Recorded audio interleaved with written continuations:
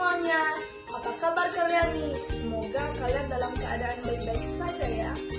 Jadi sebelumnya saya akan memaparkan materi Bahasa Indonesia kelas 10 tentang teks biografi. Kata pepatah, tak kenal maka tak sayang. Jadi sebelumnya perkenalkan, nama saya Nikita Juli Aryani dari kelas 10 Merdeka 3 nomor absen 26 SMA Negeri 1 Nusa Penida. Jadi di sini saya akan menyampaikan materi tentang teks biografi yang meliputi yang pertama jenis-jenis teks biografi, yang kedua ciri-ciri teks biografi, yang ketiga struktur teks biografi, dan yang keempat kaidah kebahasaan teks biografi. Nah, jadi kata biografi secara harfiah berasal dari bahasa Yunani, yaitu kata bios yang artinya hidup dan kata grafian yang artinya tulisan. Dengan kata lain, biografi adalah sebuah tulisan yang isinya memaparkan tentang kisah kehidupan seseorang yang ditulis oleh orang lain. Oke, selanjutnya yaitu jenis-jenis teks biografi dari segi atau sisi penulis dapat dibedakan menjadi dua. Yang pertama yaitu biografi. Biografi adalah sebuah tulisan yang isinya memuat riwayat hidup seseorang yang ditulis oleh orang lain. Kemudian yang kedua yaitu autobiografi. Autobiografi yang dibuat untuk menceritakan riwayat hidup seseorang yang ditulis berdasarkan diri mereka sendiri, karena penulis autobiografi biasanya adalah diri mereka sendiri. Adapun ciri-ciri biografi yaitu yang pertama, memiliki isi kisah atau perjalanan hidup sesuai faktor pengalaman hidup. Kemudian yang kedua yaitu teks biografi memiliki bentuk penyajian narasi atau penceritaan. Kemudian yang ketiga yaitu teks biografi menceritakan peristiwa penting yang pernah dialami tokoh sehingga pembaca mendapatkan inspirasi, motivasi, dan tentunya teladan bagi kehidupannya. Nah, kemudian ada struktur teks biografi.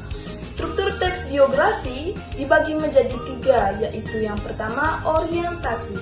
Bagian orientasi ini adalah bagian utama dari struktur teks biografi yang berisikan nama tokoh, latar belakang keluarga tokoh, riwayat pendidikan tokoh, hingga rumah alamat dari tokoh. Kemudian yang kedua yaitu peristiwa dan masalah. Peristiwa dan masalah sendiri memiliki isi tentang peristiwa apa saja yang pernah dialami oleh tokoh secara urut. Kemudian yang ketiga yaitu reorientasi. Reorientasi ini biasanya memuat beberapa penulis mulai dari tanggapan penulis terhadap tokoh yang ditulis dan simpulan dari penulis tentang cerita tokoh. Nah, ini nih yang terakhir yaitu kaidah kebahasaan teks biografi. Kaidah kebahasaan teks biografi ini paling banyak nih teman-teman bagiannya.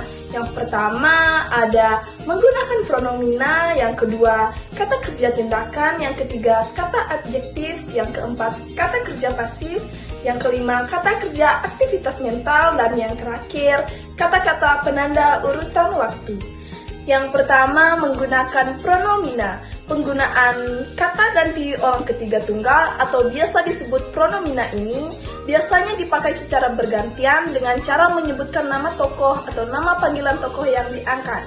Contohnya yaitu kata ganti orang ketiga dia, ia, atau beliau. Dan yang kedua yaitu kata kerja tindakan. Penggunaan kata kerja tindakan ini banyak digunakan untuk menjelaskan peristiwa atau tindakan yang ditentukan oleh tokoh. Contohnya yaitu berjalan, berbicara, belajar, membaca, menulis, dan melempar. Dan yang ketiga ada kata adjektif. Kaidah kebahasaan ini biasanya digunakan untuk memberikan informasi tentang sifat-sifat tokoh secara detail atau membuat kata benda atau kata ganti orang lebih spesifik. Kemudian yang keempat yaitu kata kerja pasif. Kata kerja pasif berupa kata kerja yang subjeknya dikenal suatu pekerjaan, umumnya memiliki imbuhan di atau ter. Contohnya yaitu dibesarkan dan dipercaya. Kemudian yang kelima ada kata kerja aktivitas mental. merupakan jenis kata kerja yang mengutarakan suatu respon atau interaksi individu terhadap suatu sikap, kondisi, atau pengalaman tertentu. Contohnya yaitu mencurahkan dan menghendaki. Nah, kemudian yang terakhir ada kata-kata penanda urutan waktu. Terdiri dari kata hubung yaitu konjungsi, kata depan yaitu preposisi, dan kata benda nomina yang berkenaan dengan urutan waktu yaitu kronologis. Contohnya, pada masanya dan Ki Hajar Dewantara dikenal sebagai penulis handal. Oke, setelah saya menyampaikan materi, saya mempunyai harapan yang sangat besar, yaitu jangan pernah berhenti belajar, karena hidup tak pernah berhenti memberikan pelajaran.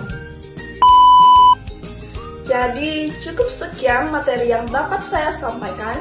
Semoga apa yang saya sampaikan dapat bermanfaat bagi teman-teman semuanya. Akhir kata, saya ucapkan terima kasih.